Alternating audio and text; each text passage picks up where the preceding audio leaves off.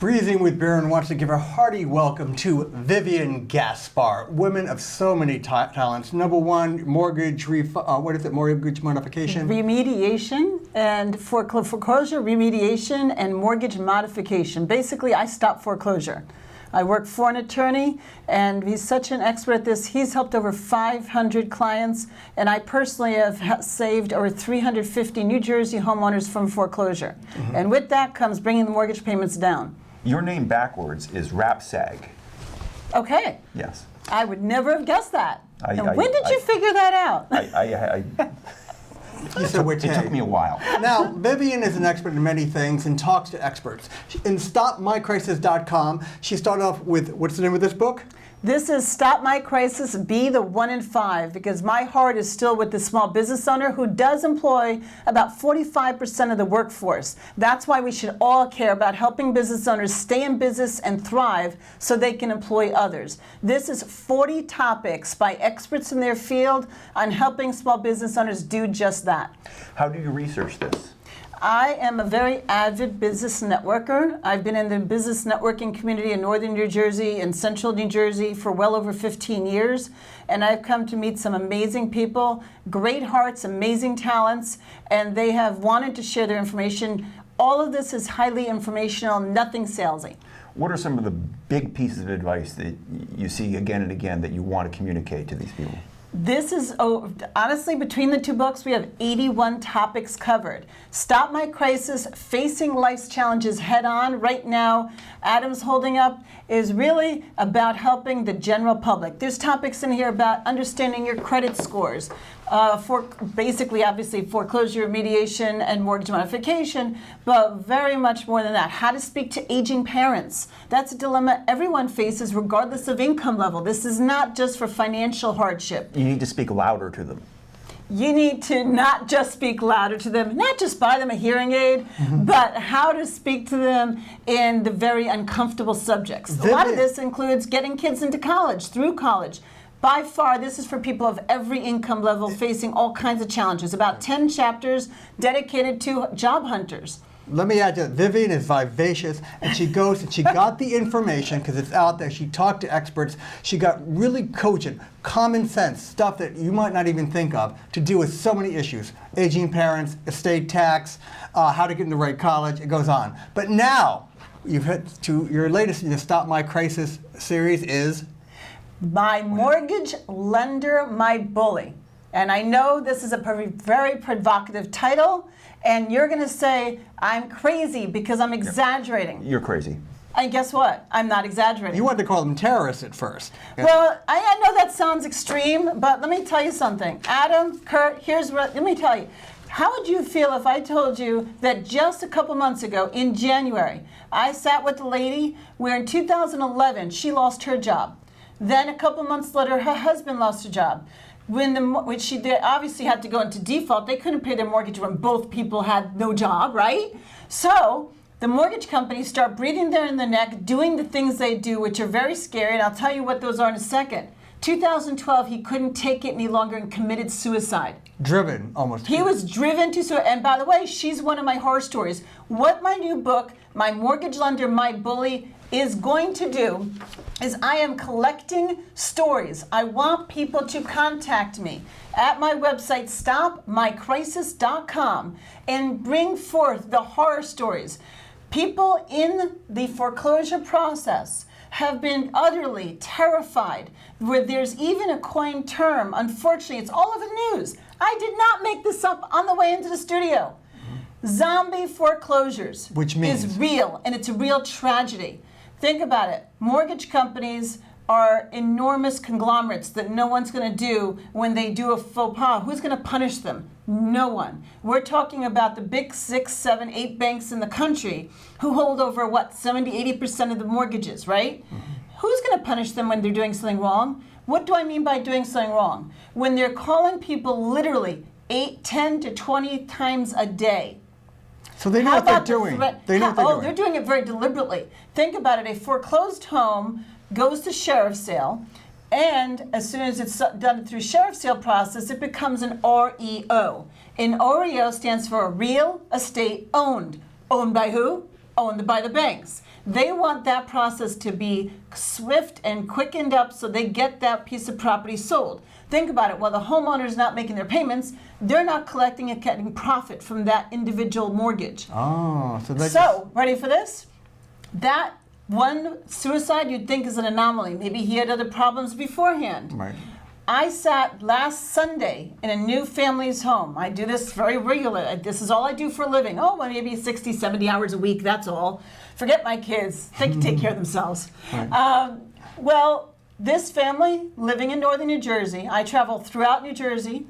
They told me 2 families in their town, just in the last year, the husband's committed suicide. That picture on the cover is not an anomaly. This is real. Zombie foreclosure. Zombie foreclosure, that also is the So outcome. what can you do to come, not on the white horse, but to try to mitigate these problems and give them hope? Well, first and foremost, this is my 11th television appearance in just the last year alone.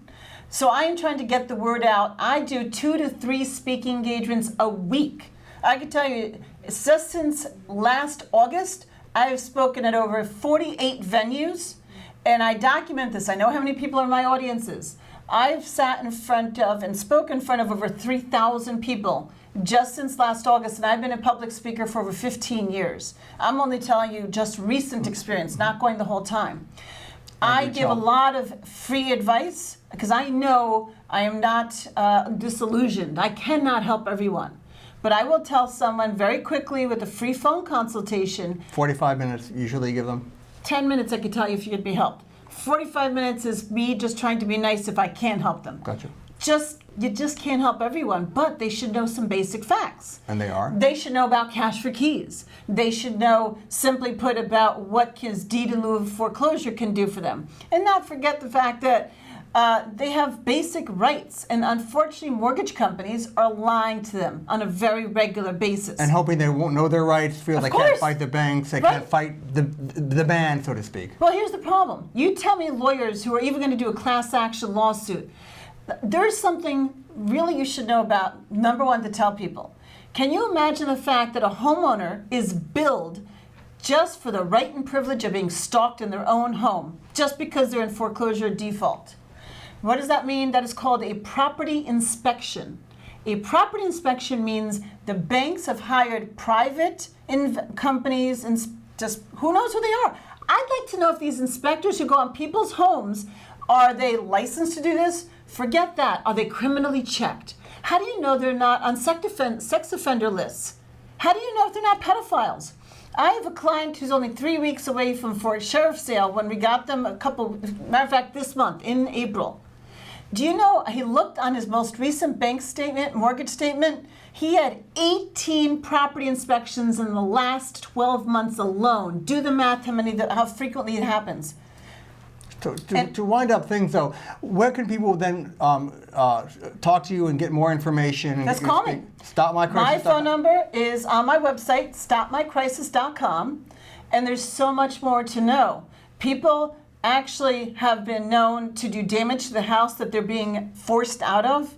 So what the banks have done, because they want to sell that house quickly, what they actually do is give something called cash for keys. So when someone cannot save their home, where there usually can be a way to save the home, but if they just can't, if they have zero income and there's no way else to save it, get your cash for keys. That represents usually anywhere between $10,000 to $30,000 just to leave the house peaceably without doing any damage. Yes, people were stripping out copper wiring. They were taking sledgehammers to cabinetry, piping, even staircases. So the mortgage companies just want to sell that house after foreclosure, and they don't want to bring in a contractor, so they'll happily pay you. Even $30,000 on a house valued at $300,000 is one of my clients got an offer of. Mm-hmm. We have to wind things up. Do you have though. ideas for our next book? Well, let me get to this one. Okay. This is my 3rd book, and it took me 5 years to gather 50 experts to contribute for me for the first 2 books. But I want the general public to know what has been done to the American homeowner. That is my mission. So please, contact me. Tell me your horror story, because I'm collecting them Can you give us- and protecting identities. No one needs to know who your name is. We'll just give initials in New Jersey, but it's the stories that matter. AB. StopMyCrisis.com. They can Yes. call you. But it sounds like in the final minute, before we talk about other victims of this housing, it sounds like there's a war going on without bombs, but done through our corporation, so to speak, on the American public. And you said, how many zombie foreclosures in New Jersey alone, you think? Last year, just in 2015, only in New Jersey, that's #1 for standard foreclosure, as well as the term zombie foreclosure. 3,997 New Jersey homeowners, families, were forced out of their homes prematurely without complete legal due process. Think about it. The banks wanted that home to be foreclosed upon faster, so they pressured the hell out of people to get out of there without court order. And now we're going to That's find out. wrong. We're going to find out who else is affected by home foreclosures. It's not who you might expect. Welcome. With us is Jeffrey Grundy. Sorry. Correct is correct, yes. Correct. From Merry Old England. Merry Old. The mother country. The And mother and from Sadie. Save, Princeton Save, the dog named Sadie. Sadie. And what we have here, we want to talk about some personal issues about home foreclosure, but Vivian, with her passion that makes it into action, wants us to know that not only are human beings affected, but dogs. Dogs as well. And how so? So when, first of all, I give speaking engagements 2 to 3 times a week, and primarily I've been speaking to realtors. Why? Because they're the first line. When someone has an issue with their home, they figure realtor experts are the foreclosure experts as well. They're not. That's what I do. I go in and educate realtors as to what the answer is. And luckily, all the brokers are on the same page. They know advising homeowners who can't afford their homes any longer to go ahead and short sale is not the right answer. Luckily, brokers get the fact that the better answer is to help people stay in their homes. One of the things we need to emphasize is that they know that when somebody has to leave their house because of foreclosure and they have 4-legged family members, unfortunately, landlords aren't usually agreeable to bring them with. So their children have to be abandoned? Or? Yeah, and it happens. I've spoken to, unfortunately, many realtors and, of course, humane societies and animal shelters throughout New Jersey. Yeah. And unfortunately, forget the fact that we're trying to increase adoptions and rescue dogs. I rescued my dog, my 4-legged daughter, 13 years ago. I have a daughter, 4-legged, furry, beautiful girl, a Shepherd Collie mix, Pepsi, and she became 14, beautiful old lady of mine, in January, 3 months ago. And the point is she was a rescue. And let me tell you something. In 2008, when I was a mortgage loan officer and no one knew about mortgage modification, the federal program HAMP was not enacted until March 2009. I could not make a living. I could not make my mortgage payment because as a mortgage loan officer from 2004 to 2008, think about it. All those mortgage companies were going out of business. If anybody saw The Big Short, you'd see exactly what I was talking about. I lived that. I remember So not only do you run this, you are a customer, so to speak. Well, I promise I wasn't a customer because at the time there was no such a thing as modification yet. I had to short sale. There was no other option. But here's the tragedy. When people don't know that their only option they think is to sell, you're now uprooting the family. Right. Children usually have to leave the home because guess what? A modified mortgage payment is almost always cheaper than a renting of a home. Because if you have to rent a whole house, so usually kids, sometimes if it's boys and girls, different mixes and ages, you cannot legally put a boy and a girl in one bedroom in New Jersey. It's inappropriate. Really? And it's unpermissible. So you can't just get a 2-bedroom apartment for 3 or 4 family members. They don't allow that. You have to rent the whole house. In most areas of New Jersey. Can cats and dogs live together? Yeah, we can do that. So, but so unfortunately, you went through landlords- you went through this anxiety. You went through this fear. Oh, you forget went through this hell. anxiety. Adam, it gets worse. Yeah. As much as I love my in-laws, they're fantastic people, but it was obviously very stressful on my family when after we did the short sale, I didn't do it because I didn't want the house. I did it because my mortgage payment almost doubled. And I was underwater by $85,000 in 2007, and we didn't know what to do. We finally sold the house mid-2008, Ready for this? I had to live with my in-laws for 2 years. It put so much stress on my family. I gained, ready for this, 65 pounds. Couldn't tell now. I ballooned up 6 stress sizes from the stress. I got shingles. I got many different stress-related pressures. And unfortunately, it cost me my family unit. I got divorced. Oh, The stress on the family was horrendous. my God. Wow. That's And another story. It was horrible. But and this I is what know, led to this. Did And you, so I did you ever took- keep a dog? Yeah, thank God it was my in-laws, so I got to keep my dog. Well, that's good. But this is why I want people to know, there's so many different ways that foreclosure does damage to the family. My daughter has such a heavy stutter, I have trouble understanding her. She's been going through speech therapy since basically that happened. Now she's almost 15. At the time, was 8 years ago. She's been in speech therapy since she was in 2nd grade. This is horrible what has happened to my family. So I've been on a mission to help other families understand what rights they have and how to not go through what I have to go through.